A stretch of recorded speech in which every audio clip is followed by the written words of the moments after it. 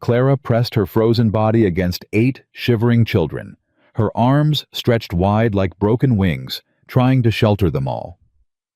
The youngest 4-year-old Nathaniel had stopped crying an hour ago. That terrified her more than the howling blizzard. "Stay awake, babies," she whispered through cracked lips. "Please stay awake." The depot platform offered no mercy. 20 below zero, Christmas Eve. And Vernon had taken their coats. She was going to watch them die, one by one.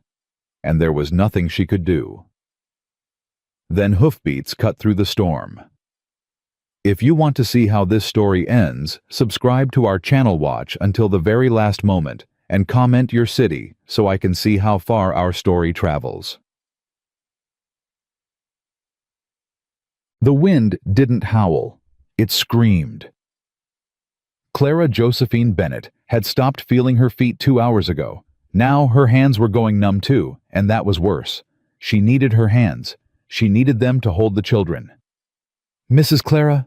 Josie's voice came thin and reedy through the darkness. "Ben won't wake up." Clara's heart slammed against her ribs. She crawled across the depot platform on hands and knees, ice crystals cutting into her palms. 8 children. 8 lives depending on her. And she couldn't even see them in this darkness. "Ben." She found the 7-year-old by touch, shook his shoulder. "Benjamin Jacob Murphy, you open your eyes right now." Nothing. "Ben?" Her voice cracked. She slapped his cheek. Gentle first, then harder. "Don't you dare! Don't you dare leave me!" A cough. Weak but there. "Mrs. Clara." Ben's Irish accent was thick with exhaustion. "Am I dead?" "No, baby." Clara pulled him against her chest, her frozen fingers fumbling to rub warmth into his arms. "No, you're not dead. I won't let you be dead." "I'm cold." I know you are." 13-year-old Sam crawled over, his jaw set hard. "We need to move. Find shelter." "There isn't any." Clara's voice came out flat. "Dead." I looked. The depot's locked. The ticket office is locked. Everything's locked. "Then we break in." "With what, Samuel?" "Our frozen hands." The boy's face twisted. In the faint starlight, Clara could see the rage building in his eyes. The same rage that had lived there since his father was murdered. The same rage that made him trust no one. "This is his fault," Sam spat. "Vernon. He did this on purpose." "I know. When I'm bigger, I'm gonna kill him." Clara should have corrected him. Should have said something about forgiveness, about God's judgment, about letting the law handle things. But her husband Thomas had believed in the law. Thomas had believed in family. Thomas had believed his brother Vernon would honor his dying wish to care for Clara and the children. Thomas had been wrong about everything. "Everyone move closer," Clara ordered. "Josie, bring Violet. Abby, hold on to Emma. We'll keep Nathaniel between you and me. Sam, you're on the outside. Ben, stay right here." The children shuffled in the darkness, 8 small bodies pressing together for warmth that none of them had. Clara positioned herself on the windward side, taking the worst of the blizzard against her back. Little Violet pressed against Clara's chest, silent as always. The 5-year-old hadn't spoken a word since Clara found her hiding in that root cellar, her parents dead from the raid. She communicated with her eyes, with her hands, with the fierce grip of her small fingers. Right now, those fingers were clutching Clara's dress with the strength of terror. "It's all right, sweetheart," Clara whispered into Violet's hair. "I've got you." But she didn't have her. Not really. Clara couldn't protect any of them. She was a 34-year-old widow with no money, no home, and no hope. Vernon had taken everything. "Mrs. Clara," 8-year-old Emma's voice trembled. "Is Mr. Vernon coming back?" "No, baby." "But he said he was getting our tickets.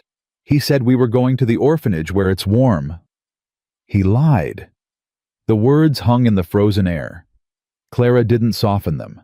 These children had survived too much to be protected from the truth now. "He left us here to die," Sam said.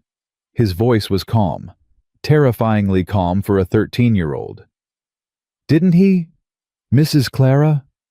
Yes. 11-year-old Abby made a sound like a wounded animal. Why? Why would he do that? Because of the farm. 10-year-old Will pushed his cracked spectacles up his nose. His mind was always working, always calculating. The farm belongs to Mrs. Clara until she dies. Then it goes to Mr. Vernon. We're worth more dead than alive. Will. Clara's voice was sharp. That's enough. It's true, though, isn't it? She couldn't answer, couldn't lie to him. Will was too smart for lies. 4-year-old Nathaniel started crying. Quiet, exhausted sobs that shook his tiny body. Want Mama Clara. Want warm. Want home. Shh, baby. Clara pulled him closer, even though she had no warmth to give. I'm here. I'm right here. I don't want to die, Nathaniel whispered. The words broke something in Clara, something she'd been holding together with nothing but willpower and prayer. Tears froze on her cheeks before they could fall. She had promised Thomas. On his deathbed fever burning through him, she had held his hand and promised. Take care of them, Clara. All of them. They're our children now. Don't let Vernon... A coughing fit had taken him then.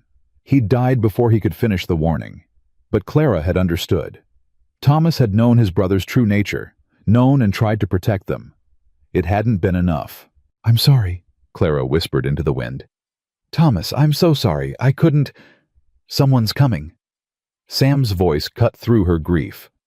The boy was on his feet, body tense, hand reaching for the knife Clara knew he kept hidden in his boot. Hoofbeats, getting closer. Clara's heart hammered. Vernon. Coming back to make sure they were dead, or someone worse. The shape that emerged from the blizzard was massive. A man on horseback bundled in a heavy coat hat pulled low. He moved with the careful deliberation of someone who'd spent years working in weather that killed. Hello? His voice carried over the wind. Deep, rough, but not cruel. Anyone out here? Sam stepped in front of the group, his small body blocking the children.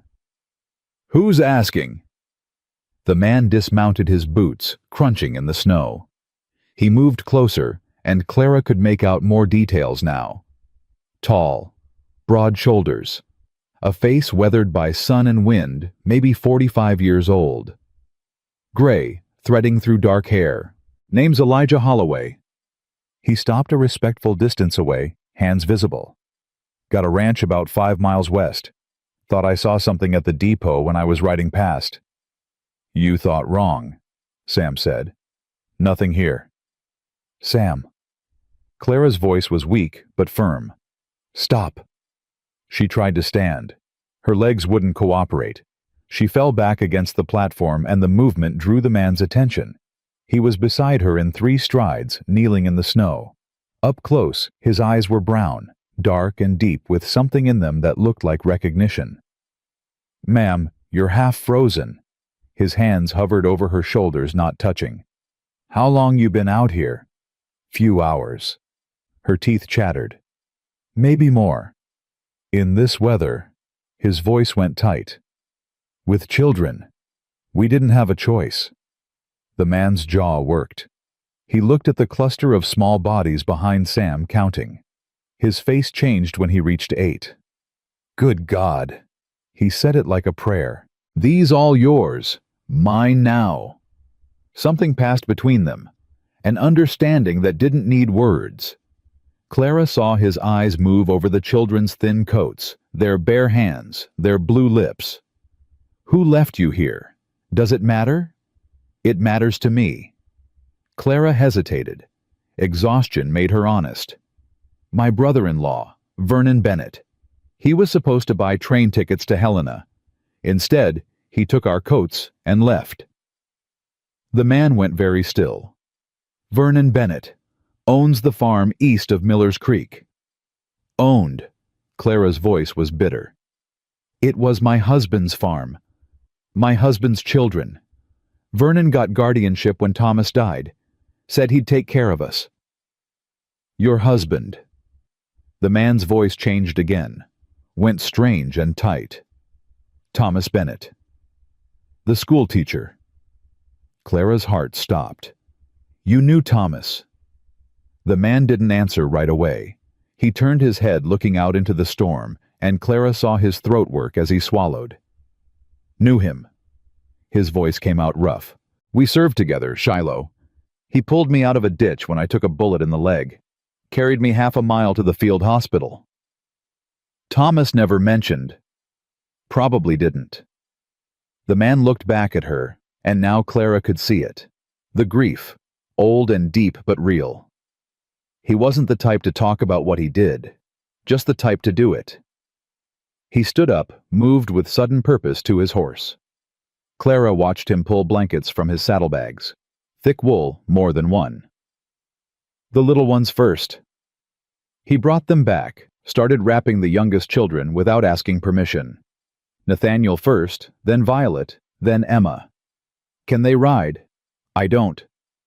My ranch is 5 miles, too far to walk in this. I've got one horse, but she's strong. She can carry the small ones if someone leads her. You want us to go with you? Sam's voice was suspicious. Why? Elijah looked at the boy. Something passed between them too, man to man, even though Sam was only 13. Because your father saved my life. Elijah's voice was steady. And I'm not about to let his family freeze to death on Christmas Eve. How do we know you're telling the truth? You don't. Elijah didn't flinch from the question. You don't know me. Don't know if I'm safe. Don't know if I'm any better than the man who left you here. He paused. But you know what happens if you stay. That's certain. I'm offering uncertain. Up to you which one you choose. Sam looked at Clara. For all his hardness, for all his rage, he was still a child asking an adult what to do. Clara looked at her children. 8 faces turned toward her in the darkness. 8 lives depending on her next words. She thought about Thomas, about the man he'd been, about the people he'd trusted. He saved my life, Elijah had said. Carried me half a mile. That sounded like Thomas. That sounded exactly like Thomas. We'll go with you, Clara said. Elijah nodded. No triumph in his face, just grim determination. Can you walk, ma'am? I think so. She couldn't. When she tried to stand, her legs buckled. She would have fallen face first into the snow if Elijah hadn't caught her. Easy. His arms were strong, his grip careful. I've got you. The children. Sam. Elijah looked at the boy. You're the oldest boy. Josie's 14. Josie. Elijah found the girl, addressed her directly. I need you to keep them together, keep them moving. Can you do that? Josie's chin lifted. I've been keeping them together for 6 months. Then 5 more miles won't break you. He turned back to Clara. Ma'am, I'm going to put you on the horse with the little ones. The older children walk with me, slow and steady. Anyone gets tired, they speak up. I can walk, Clara protested. You can't stand. His voice was kind but firm. And those children need you alive. Pride won't keep you warm. He lifted her before she could argue, settled her on the horse like she weighed nothing. Then he handed up Nathaniel, then Violet. Hold them tight, he said. Horse knows the way home. He took the reins and started walking. The journey was a blur of cold and wind and the steady crunch of boots in snow. Clara held the 2 smallest children against her chest, feeling their heartbeats, counting their breaths. Still alive. Still alive. Still alive. Below her, she could hear Elijah talking to the walking children, his voice low and steady, keeping them focused, keeping them moving. Sam, take Ben's other arm. He's flagging. Will spectacles fogging up wipe 'em on the blanket? Don't stop walking. Emma, I hear you singing. That's good. Keep going. Sing us all the way home. Emma's thin voice rose through the storm. A hymn Clara recognized from church. The words were half swallowed by the wind, but the melody carried. Amazing grace, how sweet the sound. Other voices joined in. Josie first, then Abby. Will's voice cracking on the high notes. Ben weak, but determined. That saved a wretch like me. Clara's frozen lips moved with the words. Prayers she'd stopped believing in rising up anyway. I once was lost, but now am found. The lights appeared like a miracle. Golden windows glowing through the white darkness. A house. A real house with smoke rising from the chimney. Almost there. Elijah's voice was tight with effort. He'd been breaking trail through knee-deep snow for nearly 2 hours. Miguel, Martha, open up. The door burst open. A woman appeared. Gray hair pulled back, tight face, sharp with worry. Behind her, a Mexican man with quick dark eyes. Elijah, what in God's... The woman stopped, stared at the horse, at the children stumbling behind it, at Clara half-conscious in the saddle. Mother of mercy! Vernon Bennett's work. Elijah's voice was flat. Get them inside. Get them warm. What happened next came in fragments, arms lifting her down, warmth hitting her skin like fire, voices asking questions she couldn't answer. The smell of coffee and bread and burning cedar. Clara fought to stay conscious. Had to count the children. Had to make sure they're all inside. The woman's voice. Martha Elijah had called her. All 8 of them plus you. You're safe now. Safe. The word felt foreign. Wrong. We're not safe. Vernon will. Vernon Bennett won't set foot on Holloway land. Elijah's voice came from somewhere nearby. Not while I'm breathing. Clara's eyes found him. He was pulling off his frozen coat, his face red from the cold ice crystals in his dark hair. Why? The question came out broken. You don't know us. You don't owe us anything. Elijah stopped, looked at her. In the lamplight she could see his eyes clearly for the first time. Brown, yes, but warm, steady. The eyes of a man who kept his word. I owed your husband my life, he said simply. Seems to me that debt transfers. Thomas is dead. I know. His voice softened. But his children aren't, and neither are you. Clara wanted to argue, wanted to tell him that kindness didn't exist anymore, that trust only got you hurt, that Vernon had taught her that lesson well. But she was too tired, and the warmth was pulling her under, and somewhere she could hear Nathaniel laughing, actually laughing as Martha handed him a cup of warm milk. When had she last heard that child laugh? Rest, Elijah said. We'll talk in the morning. Figure out what happens next. What happens next is Vernon comes for us. Clara's eyes were closing despite her best efforts. He always comes. He won't stop until... Then he'll have to go through me. Elijah's voice was quiet. Final. And I don't go down easy. The last thing Clara saw before darkness took her was Violet, the silent little girl who hadn't spoken in months. She was standing in front of the fireplace, staring at the flames, and for the first time since Clara had found her, there was no fear in her eyes. Just warmth. Just wonder. Just the beginning of something that might someday be called hope. Outside, the blizzard raged on, but inside the walls of Broken Creek Ranch, 8 children were finally impossibly safe, for now. Clara woke to the smell of bacon and the sound of children arguing. For a moment, she didn't know where she was. The ceiling above her was wooden beams, not the cracked plaster of Vernon's house. The blankets were thick wool, not the threadbare quilts she'd been rationing among 8 children. Then memory crashed back. The depot. The blizzard. Elijah Holloway. She sat up too fast. Her head spun. Easy there. Martha Holloway appeared at her bedside, a cup of something steaming in her weathered hands. You've been out cold for 14 hours. Body needed the rest. The children? Fed warm and currently fighting over the last biscuit. Martha's stern face softened. They're fine, Mrs. Bennet. Better than fine. That little red-haired one, Ben? He's already trying to convince Miguel to teach him Spanish curse words. Clara's throat tightened. She couldn't remember the last time she'd woken up without panic clawing at her chest. I don't understand. Her voice came out rough. Why are you helping us? You don't know us. We're strangers. Martha set the cup down on the bedside table. Tea. Clara realized. Real tea, not the watered-down dregs Vernon had allowed them. My brother made a promise to a dead man. Martha's voice was matter-of-fact. Holloways keep their promises. Now drink that tea and get yourself dressed. There's decisions need making. She left before Clara could respond.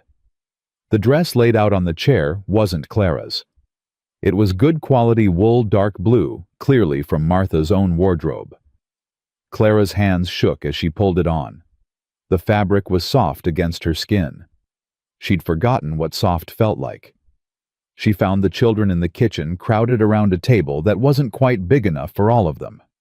Elijah sat at the head looking slightly overwhelmed as 8 voices competed for his attention.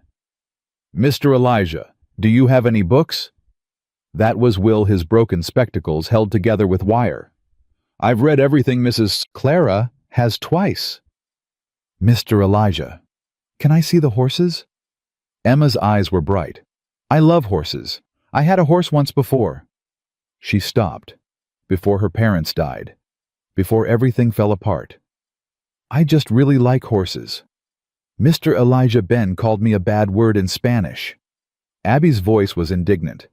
I don't know what it means, but I know it's bad. Mr. Elijah. Enough. Sam's voice cut through the chaos. The 13-year-old was standing by the door, arms crossed, watching Elijah with suspicious eyes. He's not our friend. He's just some stranger who... Samuel. Clara's voice was quiet but firm. Every head turned. 8 children scrambled from their seats, rushing toward her. Clara found herself engulfed in small arms and thin bodies, the force of their relief nearly knocking her off her feet. Mrs. Clara, you're awake. We were scared you weren't going to wake up. Martha said you were just tired, but Ben thought you were dead, and I'm fine.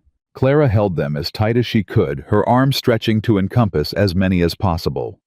I'm right here. I'm fine. Over their heads, she met Elijah's eyes. He was watching them with an expression she couldn't read. Something complicated. Something that looked almost like grief. Children. Clara gently extracted herself. Let me speak with Mr. Holloway. Josie, you're in charge. I'm always in charge, Josie muttered, but there was no real complaint in it. Elijah gestured toward a door at the back of the kitchen. Office is this way, more private. Clara followed him down a short hallway into a room lined with books and ledgers. A desk sat beneath the window papers, stacked in neat piles. This was a working ranch, she realized. A real operation, not the failing farm Vernon had run into the ground. Elijah closed the door and turned to face her. How are you feeling? Honest answer. Like I was frozen solid and thawed out too fast. Clara sat in the chair he indicated. But I'll live, thanks to you. Don't thank me yet. Elijah leaned against the desk, his arms crossed. We need to talk about what happens next. Vernon Bennett is going to come looking for you. I know. Do you know why? Clara's jaw tightened. Because he's a cruel man who enjoys causing pain. That's part of it. Elijah reached behind him, pulled a document from the desk. But I think there's more. I had Miguel ride into town this morning, ask some questions. Turns out Vernon's been busy since your husband died. He handed her the paper. Clara's hands trembled as she read. It was a loan agreement. Vernon's signature at the bottom dated 3 months ago. Borrowed against the Bennett farm. $800 owed to someone named Silas Drummond. He mortgaged our home. Clara's voice was hollow. Thomas left that farm to me, to the children. Vernon had no right. He had guardianship. Elijah's voice was gentle. That gave him legal authority over the property until you remarried or the children came of age. He's been bleeding it dry for months." Clara stared at the numbers. $800. More money than she'd ever seen in her life, more than the farm was worth. "That's not all." Elijah pulled out another paper. "Silas Drummond runs the back room at the Silver Dollar. Gambling loans, the kind of business that doesn't show up in polite records. Vernon owes him big. Interest compounds weekly." "How much?" "As of yesterday, probably close to 1,000. Clara felt the blood drain from her face. "He can't pay that. He doesn't have—" "No, he doesn't." Elijah's eyes were steady on hers. "So he needs to get money somewhere else. Fast." The realization hit Clara like a physical blow. "The children." Her voice came out strangled. "He was going to sell the children." "Factories up north are always looking for small hands. Orphanages, too. The kind that take payment to look the other way." Elijah's jaw was tight. A healthy child can fetch $50 to the right buyer. 8 children. $400. Clara's stomach heaved. He was going to sell them for $400. And with you dead from exposure, there'd be no one to object. He'd have the farm the sale money enough to pay off Drummond with some left over. Clara's hands fisted in her lap. All those months of small cruelties, the reduced rations, the confiscated coats, the casual backhand when a child spoke out of turn. She'd thought it was just Vernon's nature, his petty meanness finding outlet. She hadn't realized he was preparing them for market. "What do we do?" Her voice shook with rage she couldn't contain. "He's their legal guardian. The law. The law says blood relation takes precedence in custody matters." Elijah cut her off. "Unless that relation is proven morally unfit. And abandoning 8 children in a blizzard isn't proof enough. It's your word against his." Elijah's tone was pragmatic. "Vernon will claim he made arrangements. Prepaid tickets, responsible care. He'll say you're a hysterical woman making accusations." "I'm not." "I know you're not." His voice softened. "But I've seen how courts work, how judges think. Vernon's got friends. He's got Cornelius Vance as his lawyer, and that man could convince a jury that snow is black." Clara felt the hope she'd been nurturing start to wither. "So we're trapped. He's going to come here and take them, and there's nothing—" "I didn't say that." Elijah pushed off from the desk, moved to the window. For a long moment he just stood there looking out at the snow-covered land. "Your husband saved my life." His voice was quiet. "Shiloh was bad. I took a bullet through the thigh, went down in a ditch. Couldn't move. Couldn't crawl. Rebs were sweeping through, bayoneting the wounded." Clara said nothing, just waited. "Thomas found me. Don't know how, don't know why he was even in that sector, but he found me, threw me over his shoulder, and started walking." Elijah's hand touched the window frame. "Half a mile through enemy fire. I was screaming at him to leave me. He just kept walking." "That sounds like Thomas." "He never told you. He never talked about the war, said the past was past." Elijah turned back to face her.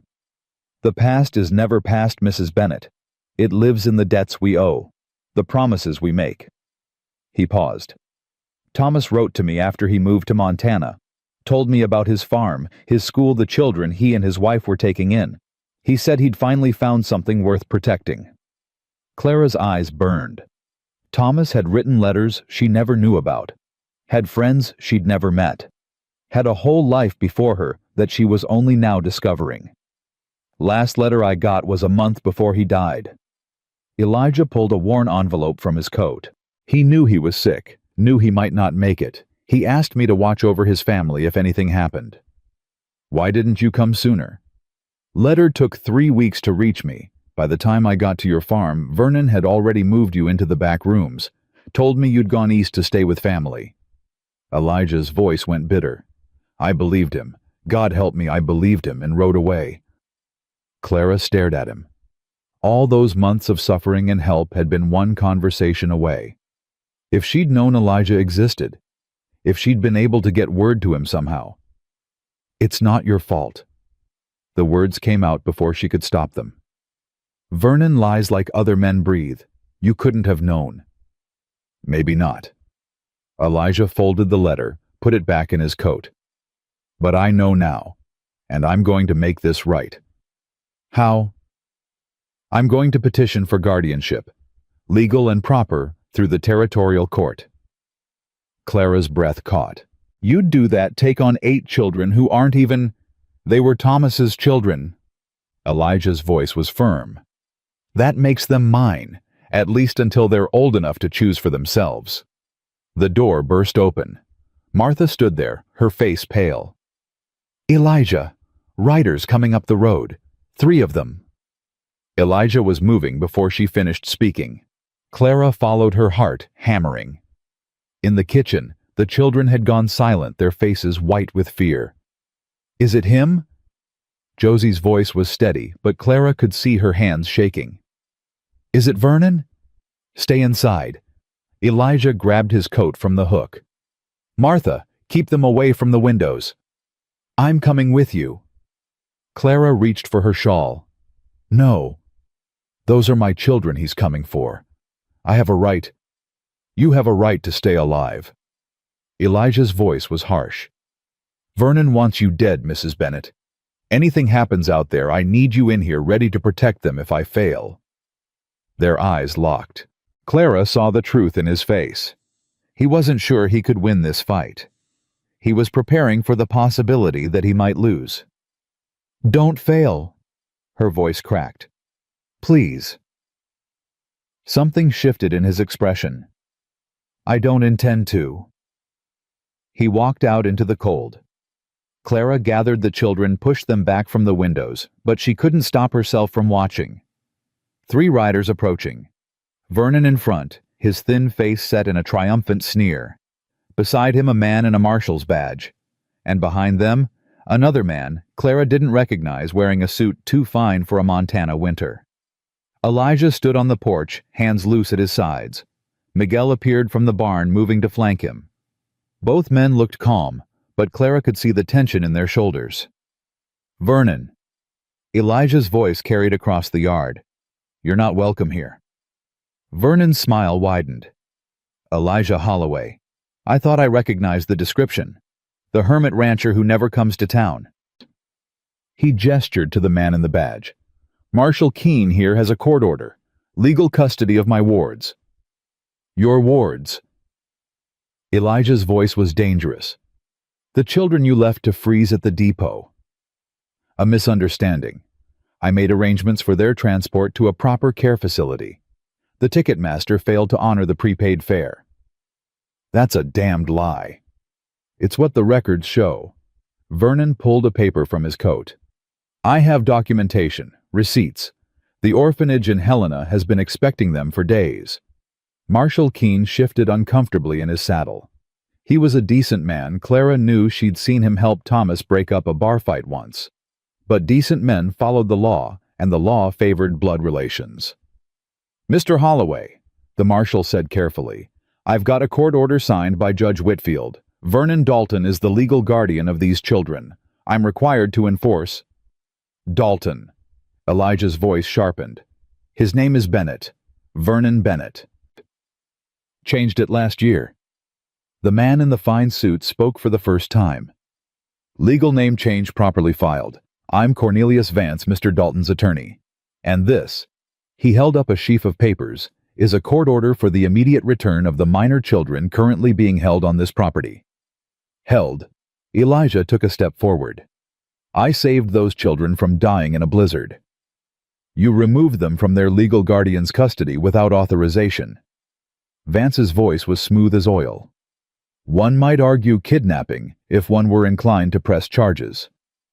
Clara's blood ran cold. They were going to twist it. Make Elijah the villain. Make Vernon the victim. She moved without thinking, pushing past Martha, shoving open the door. "Mrs. Bennet, no." Clara walked out onto the porch, her borrowed dress whipping in the wind. "You want to talk about kidnapping Mr. Vance?" Her voice rang clear across the yard. Let's talk about kidnapping. Let's talk about a man who stole 8 children from their beds in the middle of the night, drove them 30 miles to a depot, took their coats, and left them with 14 cents. Vernon's face contorted. Clara, you're confused. The trauma. I'm not confused. Clara descended the porch steps. I'm not hysterical. I'm not lying. You left those children to die, Vernon. You left me to die. And now you're here with lawyers and marshals trying to take them back for what? So you can sell them to some factory up north. That's slander. Vance stepped his horse forward. My client will sue. Sue me for what? The clothes on my back, the nothing I own because your client already took everything else. Marshal Keene held up his hands. Ma'am, I understand you're upset, but You have to enforce a court order, signed by a judge who's never heard our side. Clara's voice broke. Those children in that house, they've lost everything. Parents' homes any sense of safety in this world? The only thing they have left is each other and me. And you're going to tear that apart because a piece of paper says so. The marshal's face was pained. Ma'am, my name is Clara Bennett. My husband was Thomas Bennett. He died 6 months ago from fever, and his last words were asking me to protect those children. Tears were freezing on her cheeks, but she didn't stop. I have protected them. Through starvation and cold, and a man who hits children when they ask for food. I have protected them with everything I have, and I will not stop now. Silence fell. Even the wind seemed to pause. Vernon recovered first. This is exactly the hysteria I warned you about, Marshal. The woman is clearly unstable. Those children need proper care, not the ravings of a... Enough. Elijah's voice cut like a blade. He stepped forward until he was standing shoulder to shoulder with Clara, close enough that she could feel the warmth of him through the cold air. Marshal Keene, I'm going to petition for guardianship of these children through the territorial court. Formal filing, proper legal process. Until that petition is heard, I'm exercising my right to provide emergency shelter for minors in imminent danger. You have no standing, Vance began. I have Thomas Bennett's dying request. Elijah pulled the letter from his coat. Written in his own hand, witnessed and dated. He asked me to protect his family. That's exactly what I'm doing. The marshal leaned forward to look at the letter. His eyes moved over the faded handwriting, and something shifted in his expression. This is genuine. Genuine as the bullet scar in my thigh that Thomas carried me through hell to prevent. Elijah's voice was steady. You want to enforce that court order, Marshal, go ahead and try. But know that you'll be going against a dead man's wishes and putting 8 children back in the hands of the man who tried to kill them. Keene was quiet for a long moment. Then he turned to Vernon. Mr. Bennett. Dalton, Vance corrected. Mr. Dalton. The marshal's voice was careful. Seems to me there's enough question here to warrant a proper hearing. I'm not going to remove these children in the middle of winter without the court reviewing all the evidence. Vernon's face went purple. You can't. I can postpone enforcement pending judicial review. That's my discretion under territorial law. Keene folded his arms. I'll send word to Judge Whitfield recommending a full hearing. Until then, the children stay where they are. This is outrageous. Vance's professional calm cracked. My client has legal custody. Your client has questions to answer. Keene's voice hardened. Abandonment charges. Possible fraud. I heard what Mrs. Bennett said about selling children to factories. That kind of accusation deserves investigation. Vernon wheeled his horse around, his face twisted with rage. This isn't over, Holloway. You think you can take what's mine. You think some letter from a dead man protects you. I think you should leave my property. Elijah's voice was calm. Before I stop being polite. You'll regret this. Vernon spurred his horse, sending snow flying. All of you, mark my words. He galloped away. Vance followed more slowly, his face calculating. Marshal Keene lingered. Mr. Holloway, I did what I could today, but that hearing will happen. Judge Whitfield takes blood relations serious. You're going to need more than a letter to win this fight. I know. Doc Garrett's a friend of mine. If there's evidence of those children being mistreated, get him out here to document it. Courts listen to doctors. I appreciate that, Marshal. Keene tipped his hat to Clara. Ma'am, I'm sorry for your troubles. I hope things work out for those young ones. He rode away. Clara stood in the snow shaking. The adrenaline was fading, leaving her hollow and cold. She'd stood up to Vernon, actually stood up to him after months of swallowing his cruelty in silence. Mrs. Bennet.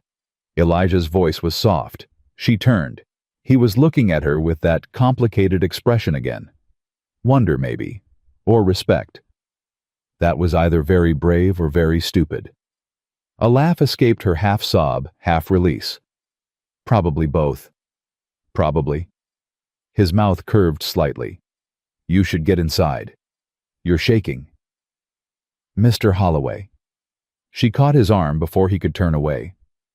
Thank you. For standing with me. For not backing down. I made a promise. To Thomas. To Thomas. He paused. And to myself. I've spent too many years watching bad men win because good people stayed quiet. Not this time. He walked toward the barn without looking back. Clara stood alone in the snow for a moment longer watching him go. Then she turned and went inside where 8 children waited to learn if they were safe. For now the answer was yes. But she knew in the cold pit of her stomach that Vernon wasn't finished. Men like him never stopped until they got what they wanted or someone stopped them permanently. And she was terrified of what that stopping might cost. Inside, Nathaniel ran to her, his small arms wrapping around her legs. Mrs. Clara, are the bad men gone? They're gone, baby. Are they coming back? Clara knelt down, gathered him close.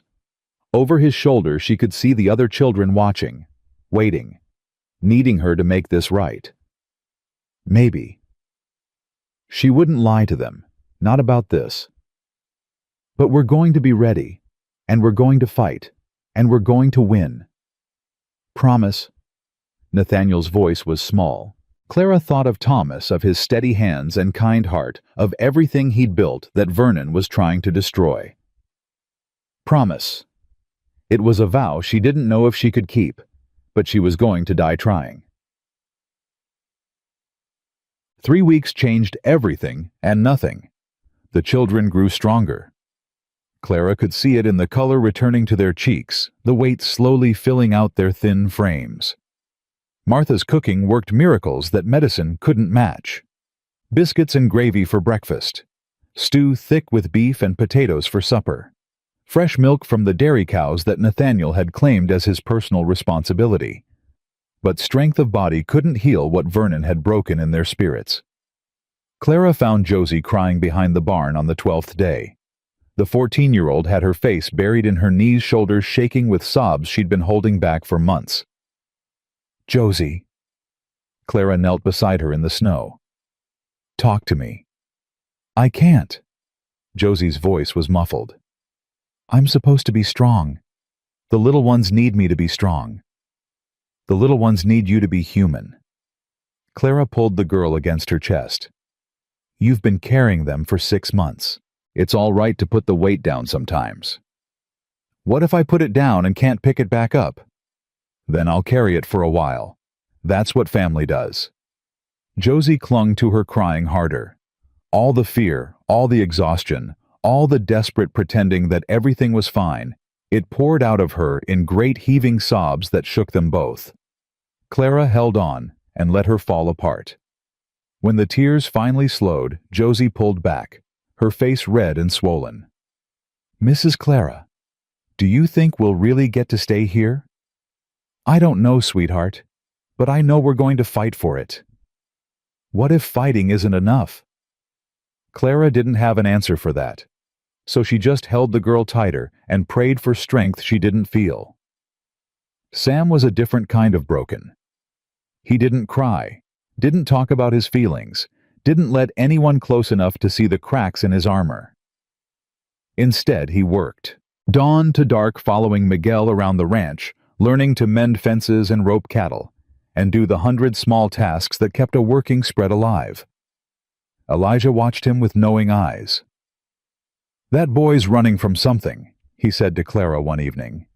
They were sitting on the porch, the children inside with Martha, the last light fading from the winter sky. "His father was murdered." Clara's voice was quiet. "Shot in the back during a robbery. Sam was hiding under the wagon. Saw the whole thing." Elijah was silent for a long moment. "How old was he?" 11. He wandered alone for 2 years before Thomas found him stealing food from our root cellar. Clara's hands twisted in her lap. "Thomas didn't call the sheriff, just invited him in for supper, told him he could stay as long as he needed." That sounds like Thomas. "Sam didn't trust us for months, slept with a knife under his pillow, flinched every time Thomas raised his voice." Clara's throat tightened. "He was just starting to open up when Thomas got sick. And then Vernon came, and everything Sam had learned about trusting people got torn apart all over again." Elijah stood, walked to the porch railing. "He needs something to believe in. Someone to show him that not all men are monsters. Are you volunteering?" He turned to look at her. In the fading light, his face was unreadable. "Maybe I am." The next morning, Elijah took Sam out to the north pasture. Clara watched them go, 2 figures on horseback, disappearing into the white expanse of snow-covered land. They didn't come back until dark. Sam's face was different when he walked through the door. Still guarded, still wary, but something had shifted behind his eyes. He ate his supper in silence, then went straight to bed without his usual arguments. "What did you say to him?" Clara asked Elijah later. "Nothing he didn't need to hear." Elijah hung his coat by the door. "Told him about Shiloh, about the things I saw, the things I did. Told him that carrying hate is like carrying a hot coal, burns you worse than whoever you're aiming it at." Did he listen? He heard. Listening comes later. Elijah paused at the hallway. "He's a good kid, Mrs. Bennett. Just needs someone to show him that being strong doesn't mean being alone." Clara watched him walk away, something warm unfurling in her chest. This man, this stranger who owed them nothing, was fighting for her children with everything he had. She was starting to wonder if maybe she was fighting for him too. The younger children healed faster, the way children do. Emma claimed a horse named Biscuit as her personal companion, and spent hours in the barn, brushing the patient mare and whispering secrets into her ear. Ben discovered that Miguel would trade Spanish lessons for help with chores, and threw himself into learning with a fervor that surprised everyone. Mira, Mrs. Clara. He ran into the kitchen one afternoon, his red hair wild from the wind. "Miguel says my accent is almost not terrible anymore." "That's wonderful, Ben." "He also taught me how to say—" Ben caught Martha's sharp look and grinned. How to say good morning in 3 different ways." "Somehow I doubt that's all he taught you." "I plead the 5th, Ben shouted and ran away before Clara could respond. Will found the ranch's small library and declared it heaven. He spent every spare moment with his nose in a book, devouring everything from cattle breeding manuals to legal texts he couldn't possibly understand. "Mr. Elijah." Will approached him one evening, a heavy book clutched to his chest. "What does habeas corpus mean?" "Where did you find that?" "Your law books. The ones on the bottom shelf." Will pushed his cracked spectacles up his nose. "I want to understand. About the hearing. About how courts decide things." Elijah set down his coffee cup, gave the boy his full attention. "Habeas corpus means produce the body. It's a legal principle that says the government can't hold someone without showing cause. So if Vernon says we belong to him, he has to prove it. Something like that. And we can prove he's lying. That's the plan." Will nodded slowly, his young mind working through the implications. "I want to help. With the legal research. I'm good at reading and finding things." "I know you are." Elijah's voice was gentle. "Tell you what. You read through those books. Find anything you think might help us, you bring it to me. We'll look at it together." Will's face lit up with a smile Clara hadn't seen since before Thomas died. But not all the healing came easy. Violet still hadn't spoken a word. She followed Clara like a shadow, her small hand constantly seeking Clara's skirt, her eyes watching everything with a wariness that broke Clara's heart. She ate when food was put in front of her, slept when she was told to sleep, did everything she was asked. But she never spoke, never played, never laughed. "Give her time." Martha's voice was kind when she found Clara watching Violet through the kitchen window. The little girl was sitting on the porch steps, her ragged doll clutched to her chest, staring at nothing. Trauma like she experienced it takes as long as it takes. What if it takes forever? Then we love her forever. Isn't that what you promised? Clara nodded, but the weight of it pressed against her chest. 8 children, 8 different kinds of broken. And she wasn't sure she was strong enough to fix any of them. The church social came 3 weeks to the day after their arrival at Broken Creek Ranch. Clara didn't want to go. The thought of facing the townspeople, the whispers, the judgment, it made her stomach turn. "We have to show them." Elijah's voice was firm. "Show them the children are healthy and happy. Show them you're not the hysterical woman Vernon's been painting you as. What if they don't want to see? Then we make them see." The ride into town was torture. 8 children crammed into the wagon wearing clothes Martha had altered from her own wardrobe, looking cleaner and healthier than they had in months. Clara sat beside Elijah on the driver's seat, her hands clenched in her lap. "Breathe." Elijah's voice was low just for her. "You faced down Vernon with nothing but words. A church social's not going to break you." "Vernon, I understand. These people—" Clara shook her head. "They watched us suffer for 6 months and did nothing.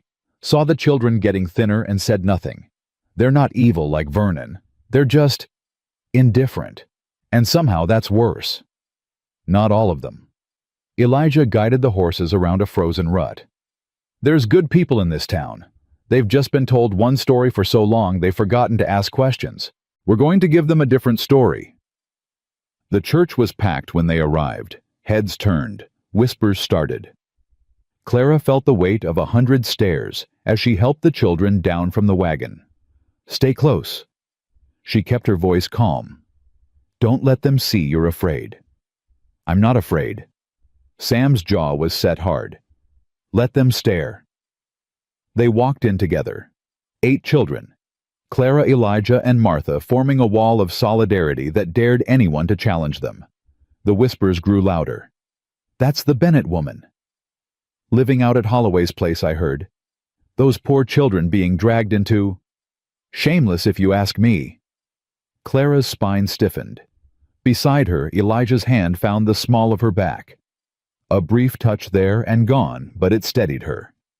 Margaret Henderson approached like a ship under full sail, her husband trailing behind. The banker's wife wore her best Sunday dress and her sharpest smile. "Mrs. Bennett. How surprising to see you here." "Mrs. Henderson." Clara kept her voice pleasant. "Lovely service, wasn't it? I wouldn't know. We were rather distracted by the spectacle." 8 children attending church, I'd hardly call that a spectacle. Margaret's smile tightened. "You know what I mean. This whole situation. A widow living with an unmarried man, children who aren't even—" "Those children," Clara cut her off, her voice carrying across the crowded room, "were taken in by my husband Thomas. Fed, clothed, educated, and loved as our own. When Thomas died, I continued that love. When Vernon Bennett tried to abandon them in a blizzard, Mr. Holloway saved their lives." The whispers died. Every eye was on them now. "Whatever you think you know about our situation, Mrs. Henderson, I can assure you the only scandal here is that a man tried to murder 8 children and this town did nothing to stop him." Margaret's face went red. "How dare you?" "I dare." Clara took a step forward. "I dare because those children deserve someone to dare for them. I dare because my husband spent his life teaching this town's children to read, and when he died, not one person came to see if his family was all right. That's not. I dare, because for 6 months I watched Vernon Bennett starve those children, beat them when they cried, and steal everything my husband left us. And you all knew. Clara's voice cracked. You knew, and you did nothing. Silence. Absolute crushing silence. Then a voice from the back. She's right. Heads turned. Doc Garrett stepped forward, his weathered face grim. I've seen those children, examined them proper. Signs of malnutrition going back months, untreated injuries, frostbite scars that should have been tended to last winter. His eyes swept the crowd. Vernon Bennett didn't just neglect them, he systematically abused them. And if Elijah Holloway hadn't found them when he did, we'd be burying 8 small coffins right now. Another voice. Marshal Keene. I've started an investigation. The evidence is disturbing. Vernon Bennett has questions to answer. The crowd shifted. Clara could see it happening, the doubt creeping in, the comfortable certainty cracking. Margaret Henderson sputtered. But Vernon said the legal guardian. Legal don't mean right. This from Tom Jensen, the blacksmith. A big man with a bigger heart, who'd always had a soft spot for children. I've known Thomas Bennett since he came to this town. Good man. Best teacher we ever had. You think he'd want his kids with someone like Vernon? More voices joined in. Questions, doubts, a growing murmur of uncertainty. Clara felt something shift in the room. Not victory, not yet, but the beginning of something. A crack in the wall Vernon had built. Elijah stepped forward, his voice cutting through the noise. The territorial court will decide custody. That's the law, and we'll follow it. But until that hearing, I'm asking this community to remember who Thomas Bennett was. Remember what he gave to this town. And ask yourselves if his children deserve better than what they've been getting. The crowd fell silent again. But this time the silence felt different. Thoughtful instead of hostile. Reverend Patterson stepped forward, his face troubled. Perhaps we've all been too quick to judge. The Lord teaches us to care for orphans and widows. If we've failed in that duty, you have. Clara's voice was quiet but firm. But it's not too late to make it right. The social continued, but the atmosphere had changed. People approached Clara hesitantly, offering awkward words of support, uncomfortable admissions that maybe they should have paid more attention. The children mingled cautiously, accepting cookies and kind words from people who'd ignored them for months. It wasn't forgiveness. Clara wasn't sure she could forgive. But it was a start. On the ride home, Ben fell asleep against Josie's shoulder, a cookie still clutched in his hand. Emma hummed softly to herself, and even Sam's face had lost some of its tension. You did good today. Elijah's voice was low. Took courage standing up like that. I was terrified. Courage isn't the absence of fear. It's being afraid and standing up anyway. Clara looked back at the children, her children, and felt something settle in her chest. The hearing's in 2 weeks. She turned back to face the road ahead. What happens if we lose? We won't. But if we do? Elijah was quiet for a long moment. Then, if we do, I'll find another way. There's always another way. You really believe that? I have to. His hands tightened on the reins. Because the alternative is watching those children go back to Vernon, and I'd rather die than let that happen. Clara looked at his profile, the hard set of his jaw, the determination in his eyes. So would I, she said quietly, and meant it. That night, after the children were in bed and Martha had retired to her room, Clara found Elijah on the porch. He was smoking, a habit she'd noticed he only indulged when he was worried. Can't sleep. She wrapped her shawl tighter against the cold. Too much thinking. About the hearing. About everything. He ground out the cigarette, turned to face her. Mrs. Bennett. Clara. The word came out before she could stop it. Please. After everything. You can call me Clara. Something shifted in his expression. Clara. He said it like he was testing the weight of it. There's something I need to tell you. About the hearing. About what we're up against. Tell me. Judge Whitfield owes Vernon money. Not much, but enough. Cornelius Vance has been seen going into his office after hours. Elijah's voice was grim. This might not be a fair fight. Clara felt cold. That had nothing to do with the weather. Then what do? We make it impossible to ignore the truth. Doc Garrett's documentation, the marshal's investigation, testimony from everyone in town who's willing to speak. He paused. And Thomas's letter, the one naming me as guardian. Will it be enough? I don't know. Elijah's honesty was brutal. But I know one thing I'm not giving up. Not on those children. Not on you. Clara's breath caught. On me. You think I don't see it? His voice softened. What you've done for those children. How hard you've fought. How much you've sacrificed. He took a step closer. Thomas was lucky to have you. Those children are lucky to have you. And I... He stopped. Looked away. And you what? Clara's heart was pounding. Nothing. He stepped back. It's late. You should get some sleep. He walked inside before she could respond. Clara stood alone on the porch, her mind racing. Something had almost happened. Something that terrified her and thrilled her in equal measure. But now wasn't the time.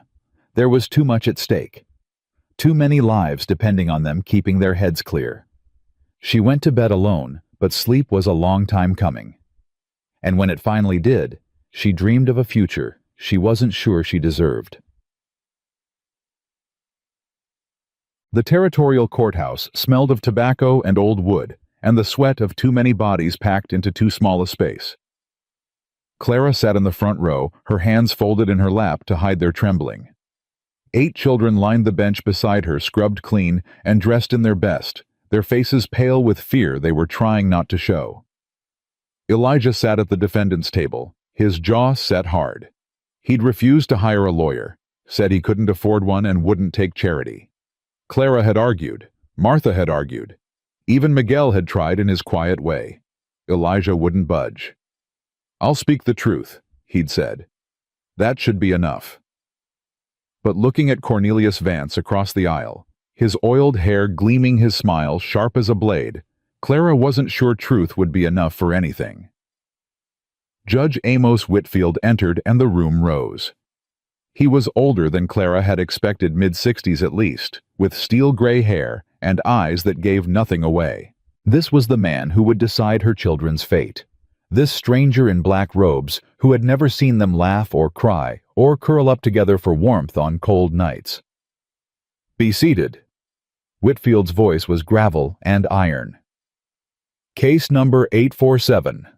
Petition for guardianship of minor children, currently in the care of Clara Bennett, disputed by Vernon Dalton as legal guardian. Vernon sat beside Vance, looking respectable in a borrowed suit. Clean-shaven. Sober. The picture of a concerned uncle wrongly accused.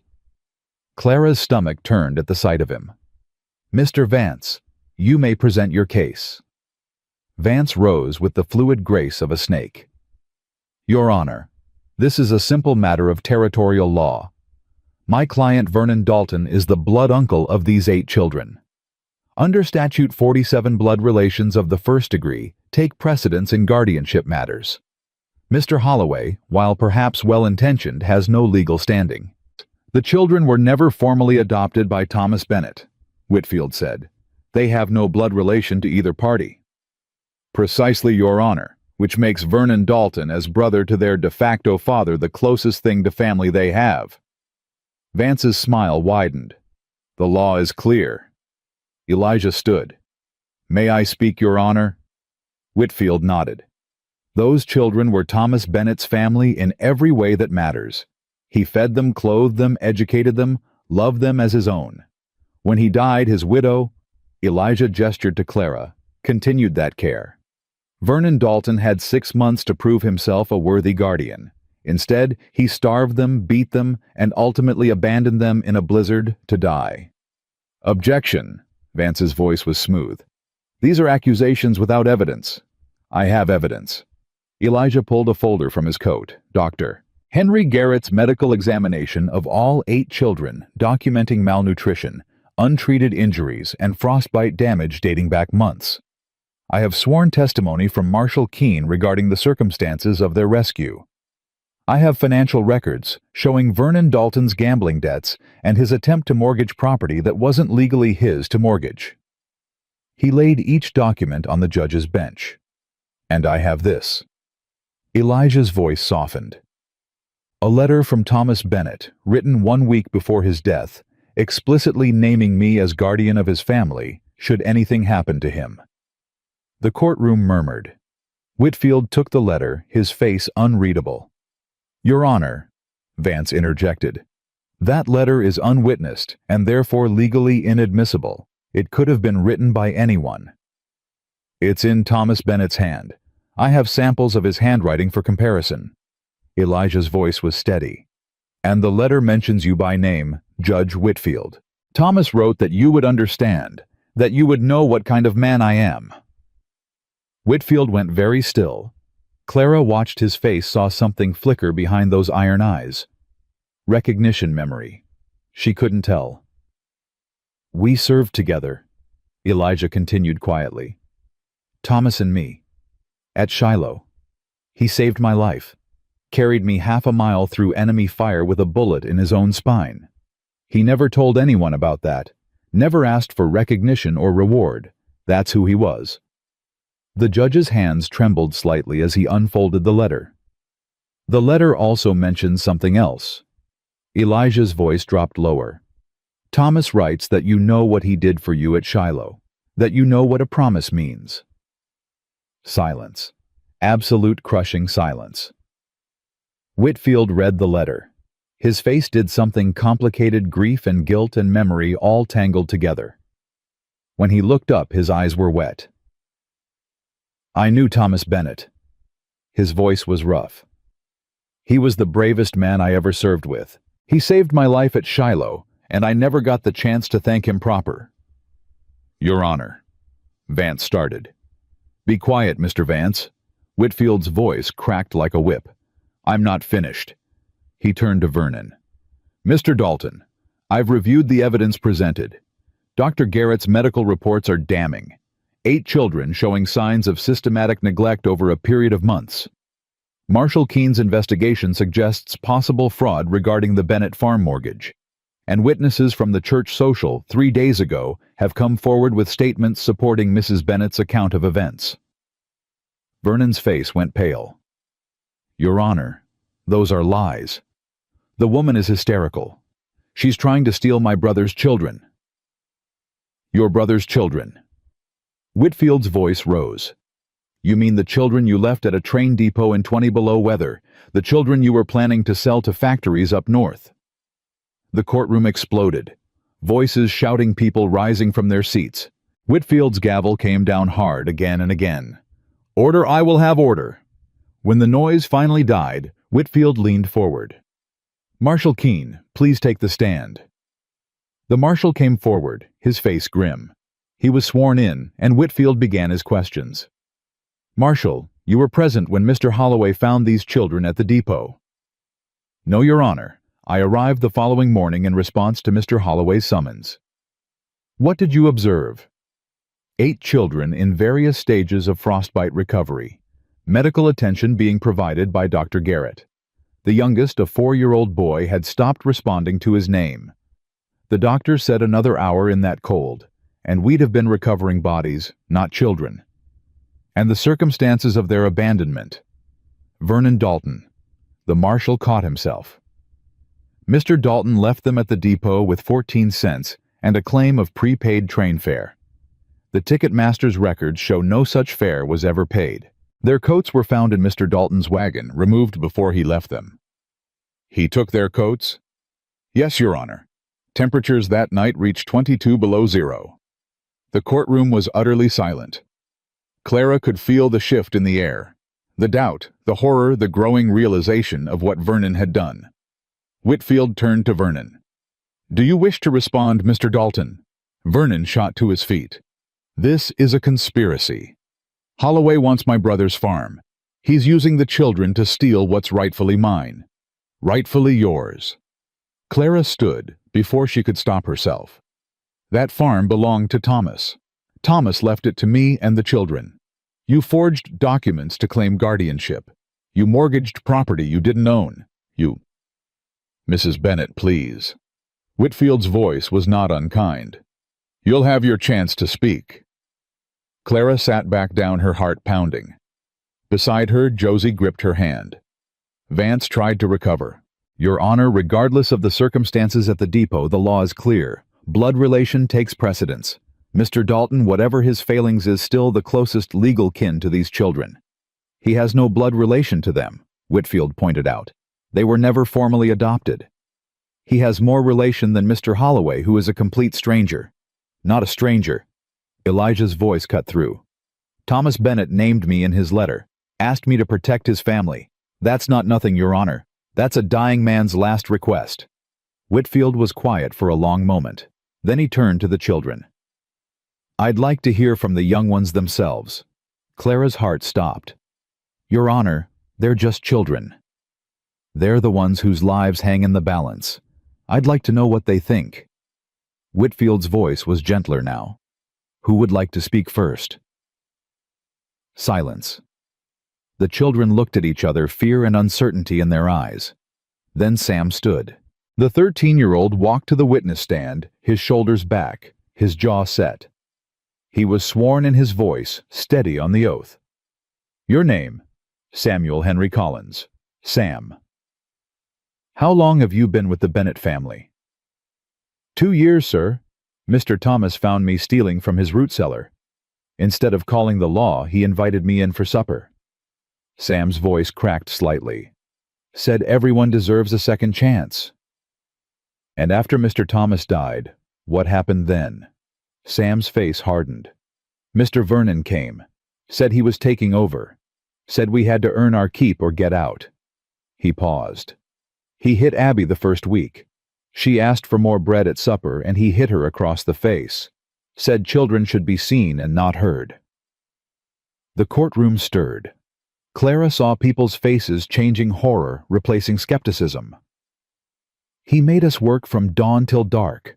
Sold off everything Mr. Thomas had built. The books, the furniture, Mrs. Clara's jewelry from her mother. Sam's hands fisted at his sides. When the little ones cried at night, he'd drag them out of bed and make them stand in the cold until they stopped.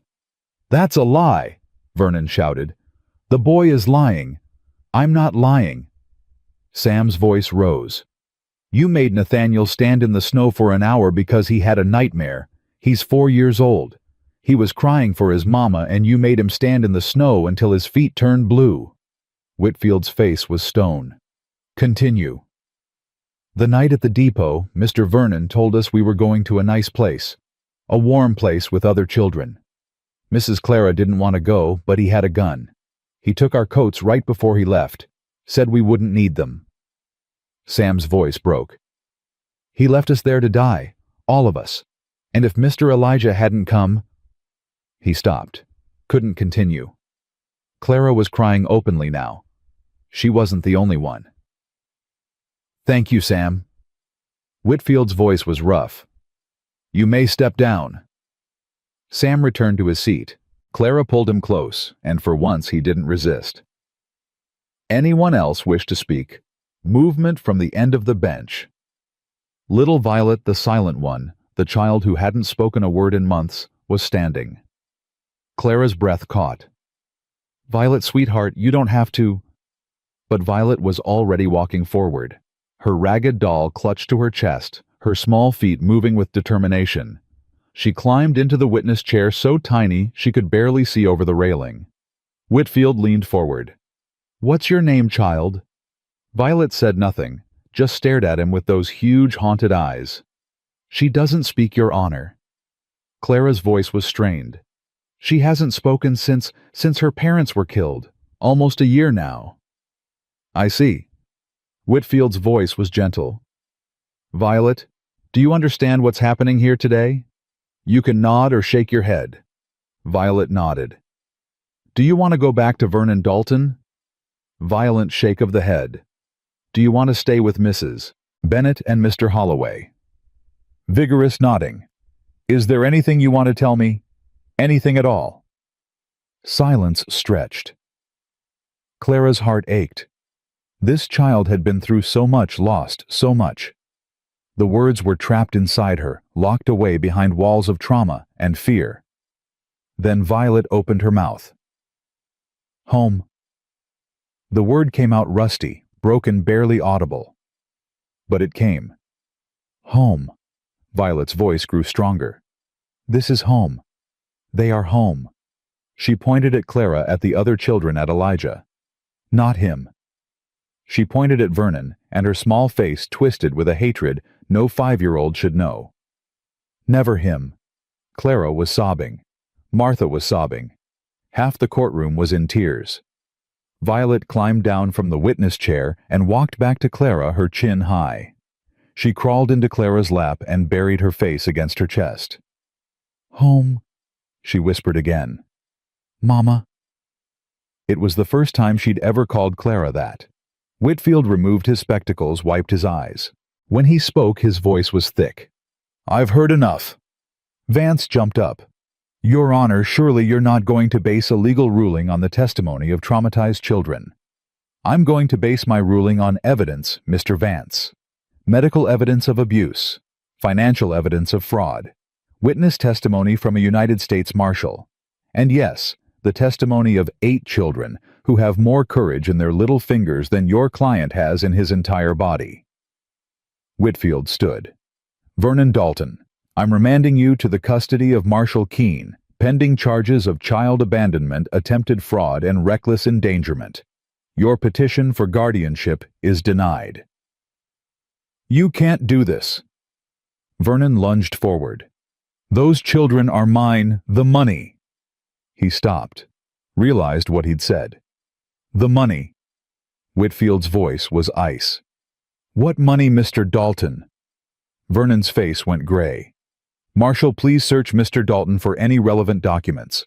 Keene approached Vernon, who tried to back away. 2 deputies held him, while the marshal searched his coat. He pulled out a folded paper, read it, and his face went hard. It's a letter to a factory in Pennsylvania, Your Honor, offering 8 healthy children for sale. Price negotiated at $60 a head. The courtroom erupted. Vernon broke free of the deputies, made for the door. He didn't get 3 steps before Miguel appeared, blocking his path. The Mexican's face was calm, but his hand rested on his hip where everyone knew he kept a knife. Going somewhere, senor? Let me pass, I have rights. You have the right to stand trial. Marshal Keene's hand closed on Vernon's shoulder. And I intend to make sure you do. Vernon was dragged away, shouting threats and curses that faded as the doors closed behind him. Whitfield banged his gavel. Order! Order! When the noise finally died, he turned to Elijah. Mr. Holloway, based on the evidence presented and the explicit wishes of Thomas Bennet, as expressed in his letter, I am awarding you legal guardianship of these 8 children. Mrs. Clara Bennet will serve as co-guardian and primary caretaker. Clara's heart stopped. Co-guardian? The children clearly see you as their mother, Mrs. Bennet. It would be cruel to separate that bond. Whitfield almost smiled.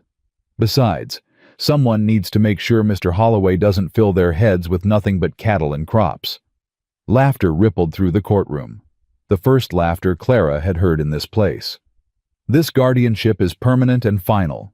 The Bennet farm will be restored to Mrs. Bennet's control, and any debts incurred by Vernon Dalton in its name are hereby voided as fraudulent. Whitfield's gavel came down one last time. Court is adjourned.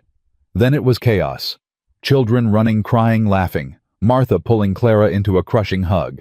Miguel lifting Ben onto his shoulders while the boy shouted Spanish phrases that were definitely not good morning. And Elijah. Elijah was standing still in the middle of it all, looking at Clara with something in his eyes she'd never seen before. Something that made her heart race, and her palms sweat, and her whole body feel like it was flying apart. She walked toward him. The crowd seemed to part around her. We won. Her voice came out strange, breathless. We won. His voice was strange too. Thank you. The words weren't enough, would never be enough. For everything, for saving them, for saving me. Clara. And then somehow impossibly his arms were around her, pulling her close, holding her like she was something precious, something worth fighting for. She held on and didn't let go. Around them, 8 children cheered, and somewhere, Clara was certain Thomas Bennett was smiling.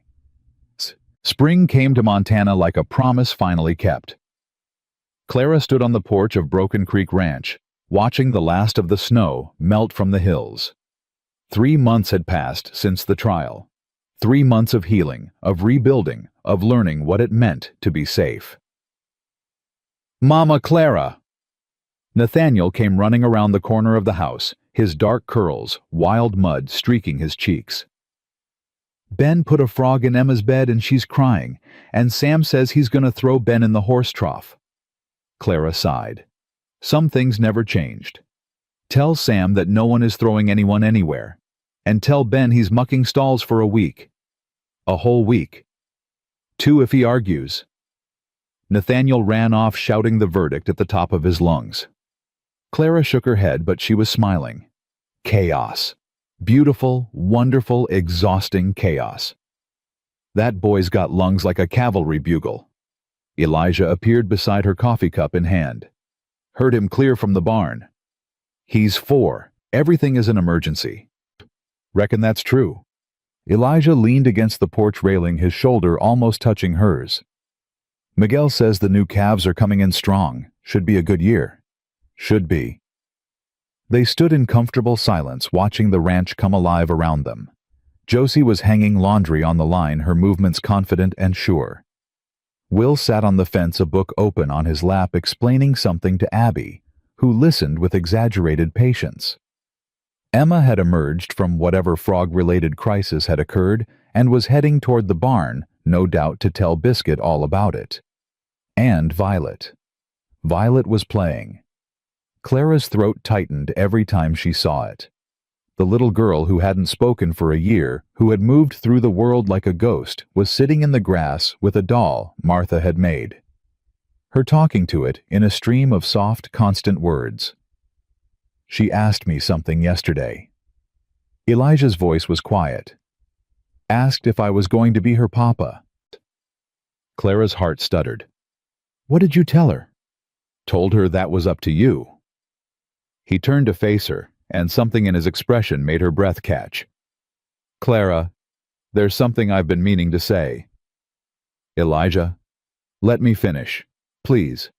She nodded. When Thomas saved my life at Shiloh, I made a promise. Swore I'd find a way to repay him someday. When I got his letter, when I found out he was dying, Elijah's voice cracked. I thought I'd failed. Thought I'd lost my chance forever. You didn't fail. I didn't save him, but you did. He reached out, touched her hand. You kept his family together. Kept those children alive through 6 months of hell. You're the strongest person I've ever known, Clara Bennett. I'm not strong, I'm just stubborn. A ghost of a smile crossed his face. That too. But stubborn isn't what made you stand up in that courtroom. Stubborn isn't what made you face down Vernon with nothing but words. That was courage, pure and simple. Clara felt tears threatening. Elijah, why are you saying all this? Because I need you to understand something. He took both her hands in his grip warm and steady. These past months, watching you with those children, watching you build a home out of nothing but love and determination, I've never seen anything like it. And I've never felt anything like what I feel when I look at you. Clara's heart was pounding so hard she was sure he could hear it. I know it's too soon.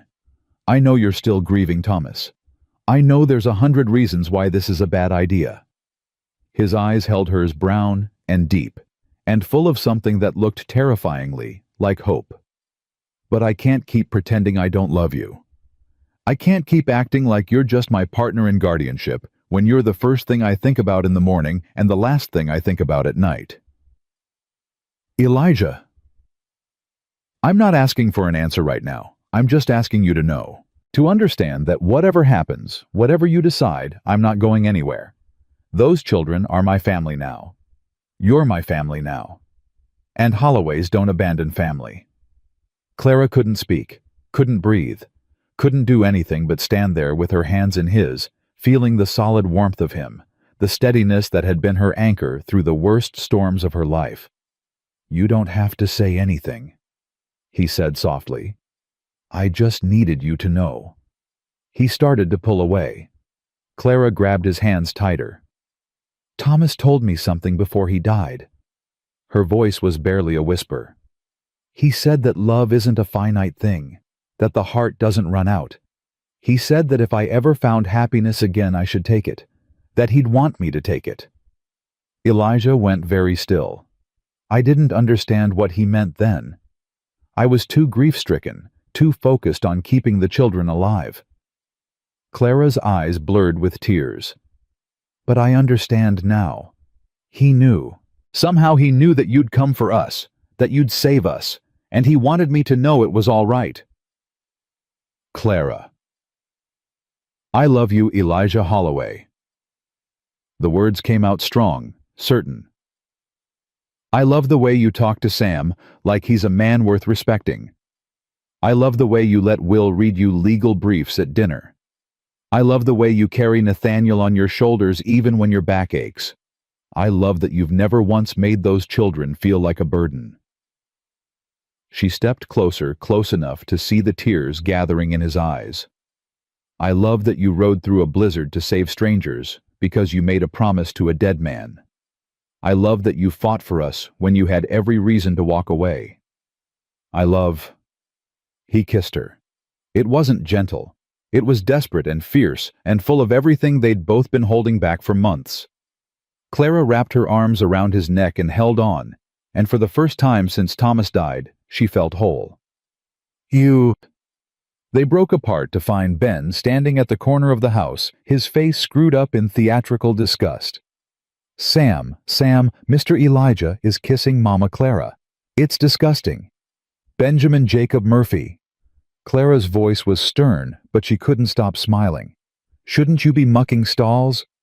But this is way more interesting than horse—" 3 weeks. Ben's eyes went wide. "What? You want to make it a month?" He fled. Elijah was laughing, a deep, rich sound Clara had never heard from him before. "That boy is going to be trouble. He's already trouble." Clara leaned into his side, his arm coming around her shoulders like it belonged there. "They all are. Wouldn't have it any other way." The wedding was small, held in the ranch house on a Saturday afternoon in May.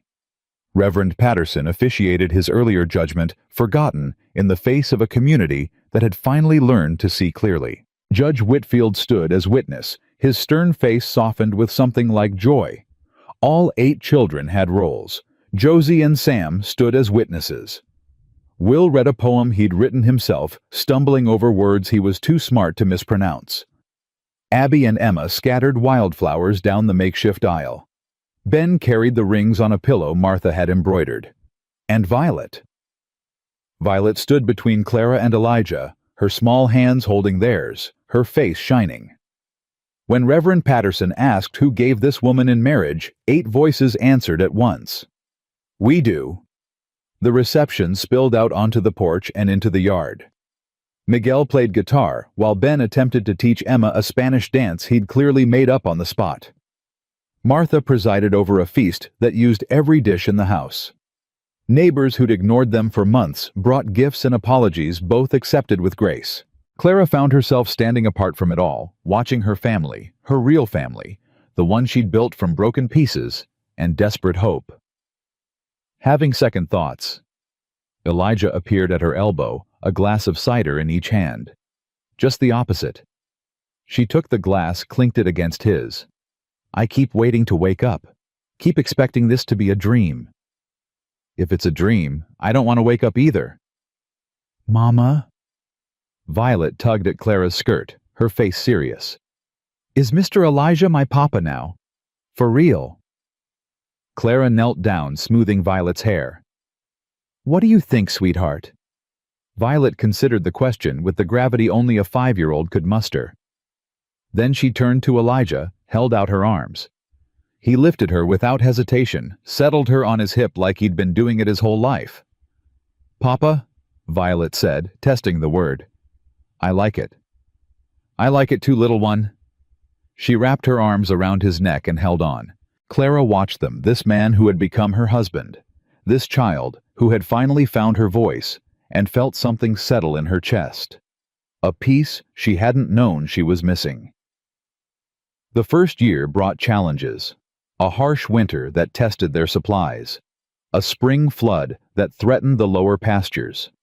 An outbreak of influenza that swept through the territory and kept Doc Garrett running for weeks. But it also brought blessings. Sam turned 14 and took on more responsibility around the ranch, his anger slowly transforming into purpose. He still carried the knife in his boot, but he hadn't drawn it in months. Josie discovered a talent for teaching and started helping younger children in town with their letters. Like Mr. Thomas used to do, she said, and Clara had to turn away to hide her tears. Will announced his intention to become a lawyer. So I can help other children like us, he explained. So no one has to fight alone. Abby's quiet competence made her Martha's right hand in the kitchen. She still flinched at loud noises sometimes, but less and less as the months passed. Emma and Biscuit became inseparable. Miguel started teaching her to train horses, and she showed a natural gift that surprised everyone. Ben remained Ben, loud, mischievous, and impossible to stay angry at. His Spanish improved dramatically, and his Irish accent faded, though he could still produce it on demand for laughs. Nathaniel stopped having nightmares. Stopped asking if the bad men were coming. Started calling Elijah Papa, with the easy trust of a child who had finally found safety. And Violet. Violet bloomed. The silent, haunted girl became a chatterbox who rarely stopped talking. She followed Clara everywhere, asking questions about everything, her curiosity boundless and exhausting and wonderful. Mama, why is the sky blue? Mama, where do babies come from? Mama, if I eat a seed, will a tree grow in my tummy? Clara answered every question with patience she didn't know she possessed. The second year brought the schoolhouse. Clara had been thinking about it for months. All those children on remote ranches who couldn't get to town for lessons. All that potential going to waste because education was a luxury they couldn't afford. Thomas would have wanted it, she said to Elijah one night. A proper school, not just for our children, but for everyone's. Then we'll build it. Just like that. Just like that. He pulled her close. You want something, Clara Holloway? You tell me, and we'll find a way. They built it on the north corner of the property, close enough to the road that children from miles around could reach it. One room at first with a pot-bellied stove and mismatched desks and books donated from Helena. Clara taught. Josie assisted. Will kept meticulous records of attendance and grades. Ben served as self-appointed entertainment committee organizing games during breaks that always ended with someone covered in mud. 18 children enrolled that first year. 32 the second. By the third, they had to add another room. Thomas would be proud, Doc Garrett said one day, watching the children stream out at the end of lessons. This is exactly what he dreamed of. I know. Clara touched the locket she wore around her neck, the one with Thomas's photograph inside. I can feel him sometimes, in the way the children laugh, in the way they help each other. He's still here. He always will be. The doctor patted her shoulder. The good ones never really leave us. That night, after the children were in bed and the house was quiet, Clara found Elijah on the porch. His usual spot. Their usual spot now. Penny for your thoughts, she said, settling beside him. Just thinking about how different everything is. He reached for her hand, their fingers intertwining automatically. 3 years ago, I was alone. Thought I'd be alone forever. Thought that was what I deserved. And now? Now I've got a wife I don't deserve, 8 children who drive me crazy. A sister who bosses me around worse than my mother ever did. He smiled. A life I never imagined possible. No regrets. Not a single one. He lifted her hand, pressed his lips to her knuckles. You. Clara thought about it. Thought about Thomas, about the love they'd shared, about the life they'd built together before illness took him.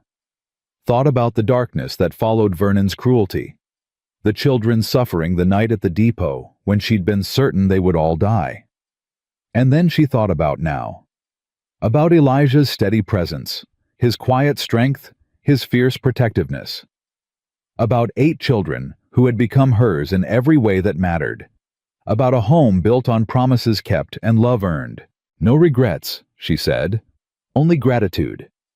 They sat together as the stars came out, watching their world settle into peaceful darkness.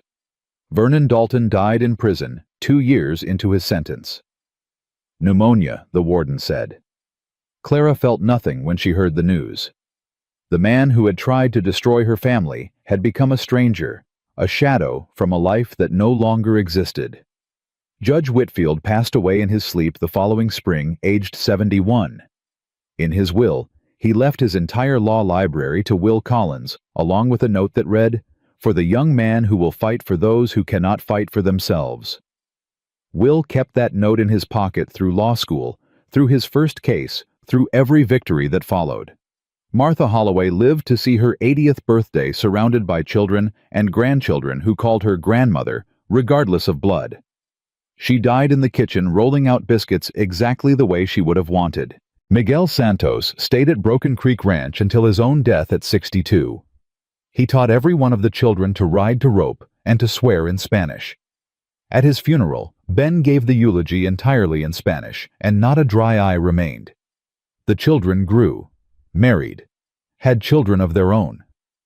Sam became a U.S. Marshal famous for his fairness and his reluctance to draw his weapon.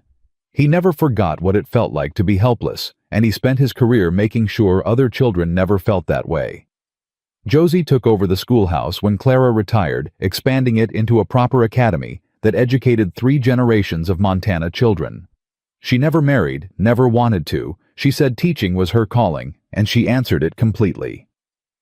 Will became the lawyer he'd dreamed of being, arguing cases before the Territorial Supreme Court, always fighting for those who couldn't fight for themselves. He kept Judge Whitfield's law books in his office until the day he died. Abby married a rancher from the next county and had 6 children of her own. Every one of them learned to cook in her kitchen the way she'd learned in Martha's.